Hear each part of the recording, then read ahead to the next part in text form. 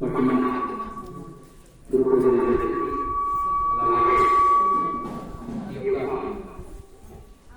Indira colony Annamma దేవాలయం అలాగే అమ్మమ్మ దేవాలయం శాఖలకు విచ్చేసినటువంటి భక్తులందరికీ కూడా ముఖ్యంగా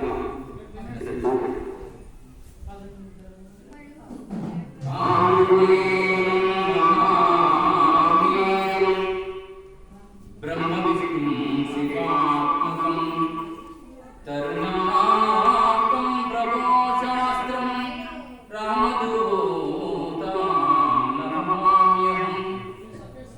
ఇది ఆంజనేయుని యొక్క మనస్సులో అలానే రామ రామ రామ పరంపర రావణ సంవర రణధీర తతంగధర ధర పతంగ వాహన రమ రమణ నారాయణ. ఇది రామాయణ యొక్క పూర్తి గ్రంథం యొక్క సారాంశం. రామ రామ రామ పరంపర రావణ సంవర రణధీర తతంగధర ధర పతంగ వాహన రమ రమణ నారాయణ. ఈ రామాయణం చెప్పాలంటే అందులో ఉన్నటువంటి శ్లోకాలను చాలా సమయం పడుతుంది. కాబట్టి దీంతో అమ్మవారిని పురుషుడు తెలుసుకుందాం. తల్లిదండ్రి గురువు దైవములందున తల్లిదండ్రి గురువు దైవములందున తల్లి సృష్టికంతటికి శ్రీ ప్రధానము గద కాళికాంబం సకాళికా. తల్లి తండ్రి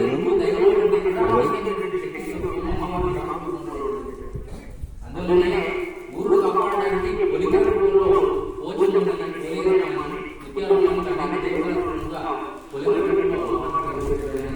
హిందూ సనాతన ఒక సాంప్రదాయంగా కనిపిస్తుంది.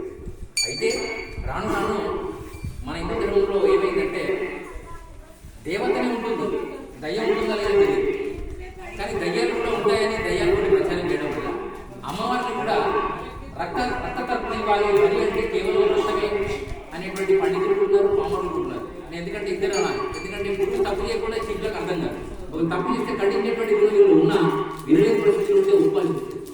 ఎందుకంటే రాక్షస ధర్మం ఎక్కువైంది అనుకోండి, అక్కడ గురువు ఎంతమంది దేవతలున్నా మళ్ళీ మొలెత్తుకోవాల్సి ఉంది. అట్లాంటి పరిస్థితి మన భారతదేశంలో మనకు 5122 సంవత్సరాలు జరుగుతుంది. కలియుగం 5000 దాటింది.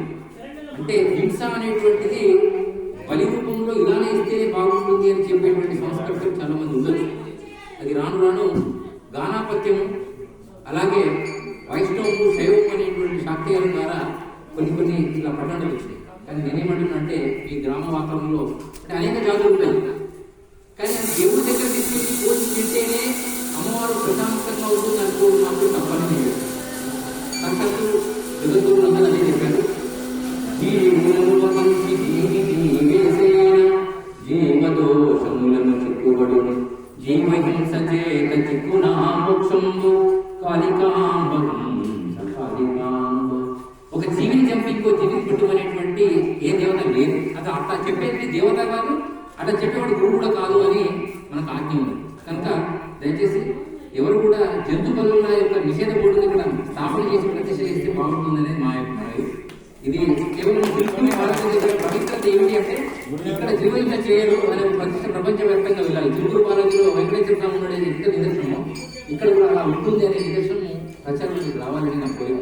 అలానే ఆంజనేయ స్వామి విగ్రహాలు కానీ రామాలయాలు ఇక్కడ దేశంలో రాముడిని స్థాపన ఎవరు చేయలేదు. రాముడే సాక్షాత్తుగా రామ విజయంలో ముందున్నటువంటి ఆంజనేయ స్వామికి ప్రపంచవ్యాప్తంగా ఒకే ఒక్కసారి అన్ని గ్రామాలలో ఆంజనేయ స్వామి విగ్రహాలను ప్రతిష్ట చేయడం జరిగింది త్రేతాయుగంలో.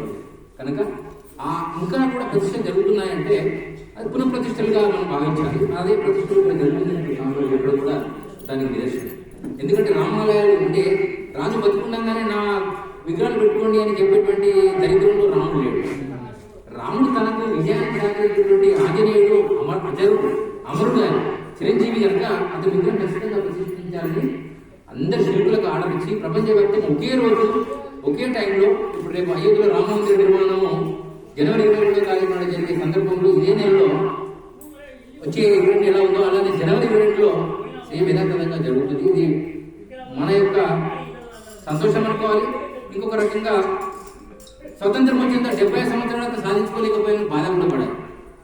ఎందుకంటే రాముడి రాజ్యంలో ఇతర యొక్క ధర్మాల వాళ్ళు మనల్ని ఇబ్బంది పెడితే 85% ఉన్నటువంటి హిందువులు వివిధ రకాల దేవతలను మొక్కి ఇప్పుడు వీళ్ళకి ఒక పార్టీ లేదు, ఒక దేశం కూడా లేదని నేను చెప్పాను. ఉందా అండి? ఎవరైనా చెప్పండి. హిందువులకు పార్టీ ఉందా? దేశం ఉందా? లేదు, దేశం కూడా లేదు. మనం అనుకుంటున్నాం దేశం అని. కానీ 85% 85 రకాలుగా ఉన్నారు. 2, 3, 15% ఉన్న వాళ్ళందరూ గట్టిగా ఉన్నారు.